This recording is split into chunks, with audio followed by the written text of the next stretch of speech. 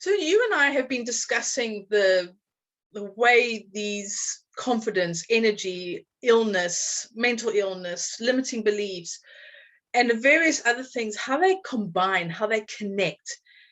And this has been really interesting because you and I, we come from different directions. You do energy, I do confidence, and I very much focus on confidence as an idea, as a concept, as something to learn and sort out and fix.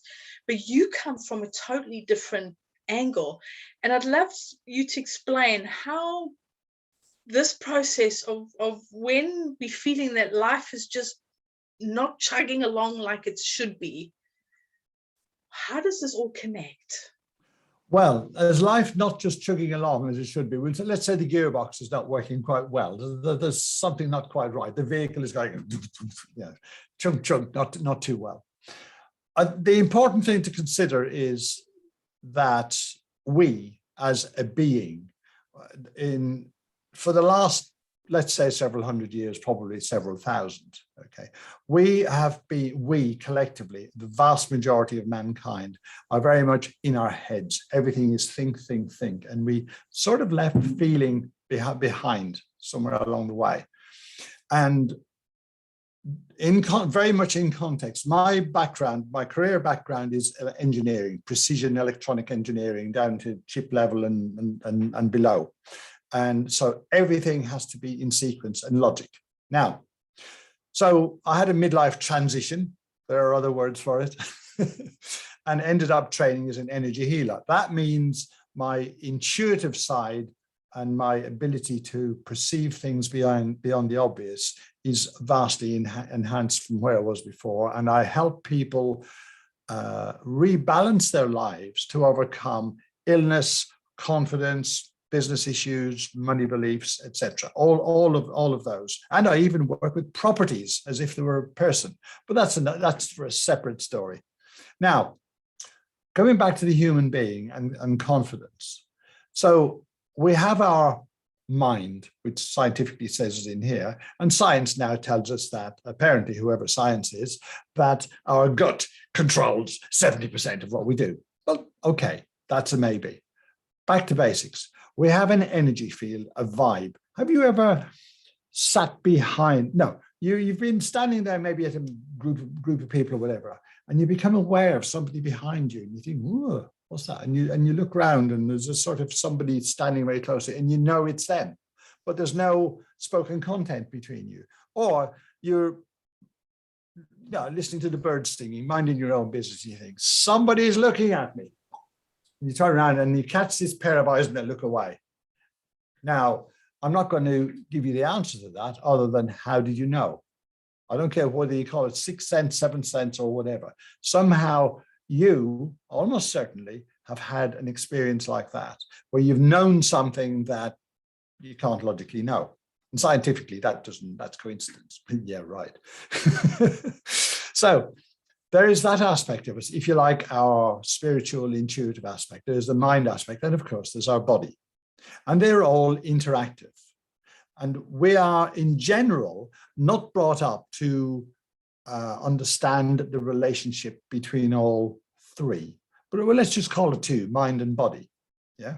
So if we have a limiting belief about our ability to stand on stage or fly a plane, I know it needs too much training, but climb a hill, we don't feel we can do it. What the heck does that mean? We don't feel. Well, actually, I put it to you, you're not feeling in the first place, because you're thinking you can't do it, but you're saying you can't feel. And our thoughts control our feelings, and our feelings interact with our thoughts. Now, I put it to you that if we have a teacher shouted at us at school or something like that, and then we were shamed in front of the class, it's happened to many of us, yeah, then that stays with us as about, you're feeling vulnerable or bullied or whatever it is back there. When you face a situation which some part of you recognizes as being similar to that event, that memory comes up, as an example, and memory comes up and you go, and internally your subconscious, whatever, is going, oh my God, which triggers your adrenaline or something. Let's not try and be precise about this. Triggers a bodily reaction of nervousness and sweating, probably like you felt back then when you were little. And your mind goes, oh my God, the body's sweating. Oh, something's wrong. Now, I'm not going to talk about fight or flight. You'll read about that everywhere. And they say you go into fight or flight mode. So what? It's a label. The fact is you're now in a heightened false awareness about something that's not even present. Now, becoming aware of those and being able to recognize some of those, that becomes the key. It's not about fighting them. It's not about, I'm with this, I'm going to breathe deep and I'm going to go to the gym and fill my muscles up and become more confident. That doesn't do it. Actually, I put it to you that doing that tends to lock the fear into your muscles, but that's the advanced version. So learning to understand where these triggers come from is key. That's the key. And are you ready for it? I'm going to use 2 shocking words. Are you ready to be shocked? Good. Go for it. Shock away. Meditation, yoga, or equivalent. Mind, body. So my question to you is, what happens if you do one, but you don't necessarily connect with another one? Do you have to do them both, or can one help you? Oh, no, one can definitely help you. Yes, but I would suggest to you from decades of experience myself that meditation can most definitely give you subtle insights that may directly affect how your body responds. Because if you calm, eliminate, or partly release some of the fears and doubts and traumas and weird dreams you have and all that kind of stuff, if you do that, then it's simply not there next time round you face a trigger. Yeah, meditation can be quite difficult for some people. It can be, I know, the challenge. Yes, the challenge with meditation is, what often happens is when you first try it is that your mind goes, oh, I can breathe, boom, and throws out all this lifetime of beep. Yeah, and then the individual just wonders, oh my God, crazy stuff. Yeah, but if you progress and do it a bit more often, just a bit more than 2 minutes. Try, give yourself a whole 10 minutes. So it requires patience. That's the separate set of videos. But patience is a lot easier. Patience you can do yourself. If you want to do it enough. To really almost master, master even 10 seconds of a very simple trick. Very simple. Would you like a game, sort of a game, old style TV game type trick? Yeah. Yeah, sounds great. Go to help with this kind of stuff, right? Remember, I said about recognition on another video about recognition of your inner stuff going on, your inner doubts and fears. Well, if you want to start meditating, or you've tried it and it's gone, your brain's just gone boom, yeah, or whatever, yeah, one of those. That's me. Or worse, yeah, exactly. Hair standing on end. You can do that better than me. If you want to do that, there is a way of dealing with it. So your mind just suddenly has the ability to empty itself. A bit like taking the filter out of the washing machine, stuff comes out. Seriously. So what you can do is imagine. Now you read, this is crazy stuff, okay? But crazy is good because remember, lack of confidence is crazy in the first place. So let's get some crazy solutions to a crazy problem. Yeah. Go for it. It's right. Crazy. Okay. So, in your mind, most people are visual. vast majority of people. If you tell yourself you're not visual, just thank your mind for telling you that, and then start to see things. Okay, it's as simple as that. Yeah. Now, and just in your meditation, you just breathe down into your stomach and breathe out again, in and out, nice and slowly, and just relax and let the worries of the days go away. And then imagine you can see whatever is in those memories, those thoughts that are coming up. It might be childhood stuff, it might be work today, it might be something else, old relationships. The shopping list, the chores you haven't done, the need to take the dogs for a walk, the email. That's not even getting close. If you're still worried about taking the dogs for a walk now, either choose a better time, or you haven't even scratched the surface yet. Okay, but suppose it was somewhere around there. So imagine you can see those memories that are coming up, whether it's you dog walking or a row with the boss or something. Yeah, imagine you can see those in a very detached way, like you're half a mile away and you can see those thoughts just in the distance. There used to be a game show, I think it was called the Generation Game, where they used to have all these prizes going on a conveyor belt, and the ones you remembered were the ones you were allowed to keep. Well, way back. Oh, so sorry, it was in the UK. So you wouldn't remember necessarily.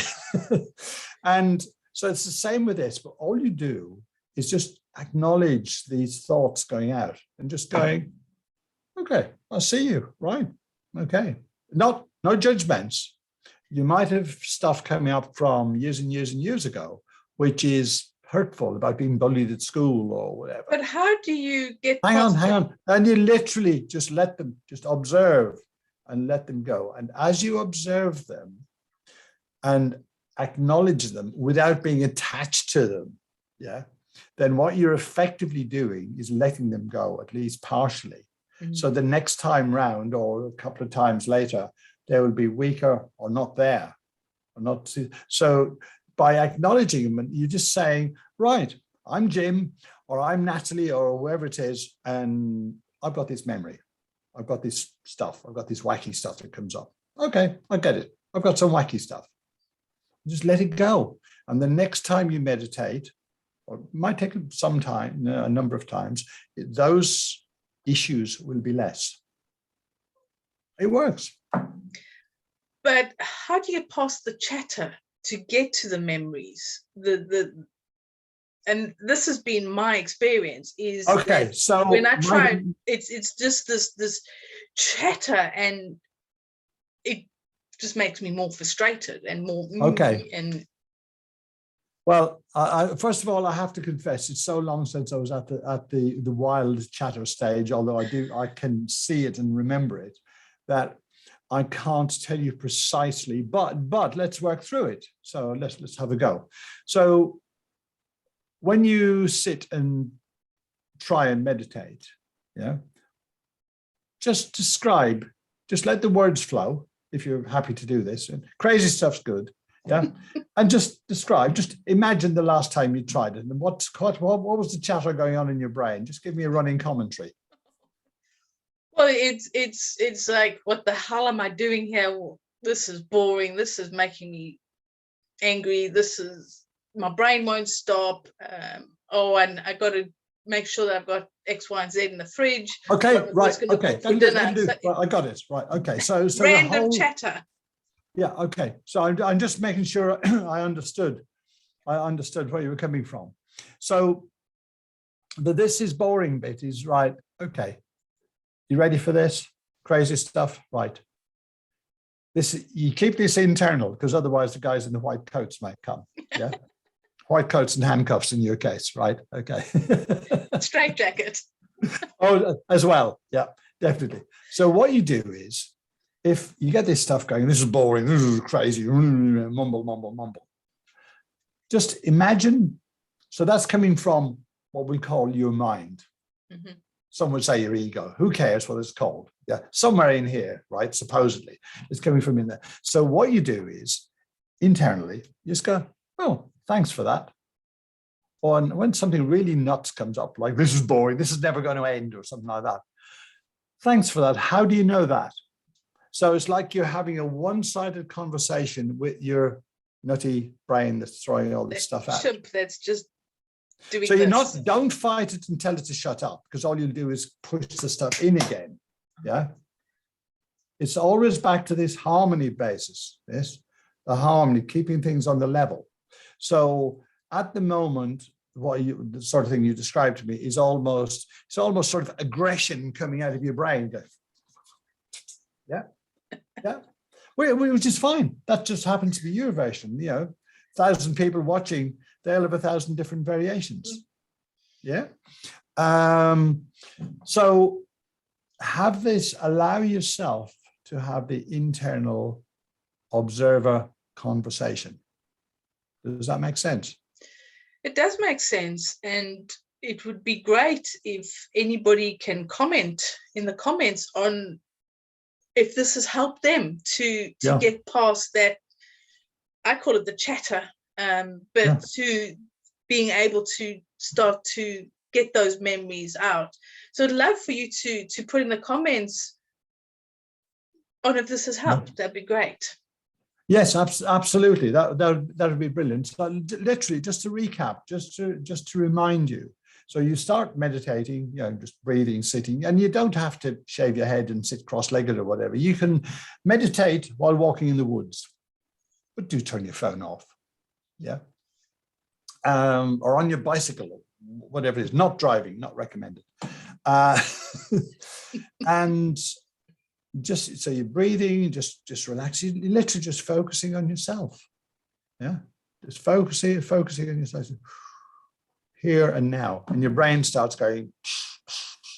So what you do is imagine that one-sided conversation. Just, okay, thanks mind, or thanks brain, or whoever you call your thought generator.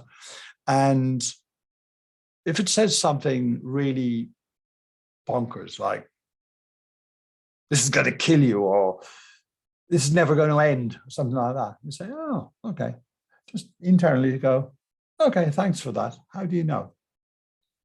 You've given me, or you could, don't get carried away, or you could just at some point say, you've given me a lot of really good advice at some point or other, but where are you getting all this information from? Because it doesn't feel right to me. Or the really important thing is, you may have some of this chatter coming up from probably when you were a child, or years and years and years ago. And at that point in time, that inner voice, if you like, would be there to keep you safe from whatever. And by acknowledging that and saying, thank you for helping me all these years, but I'm a big boy or a big girl now, and I'm okay. And I don't need to. Yeah. And then it will quieten down over a period of time, but I don't promise in a week. Just do a bit longer. Well, that was really great advice, and I'd love to hear how this is working. And thank you for that. Well, absolute pleasure for that. And yes, comments, please. Love the comments. It's really important, because your experience is probably unique, or at least niche,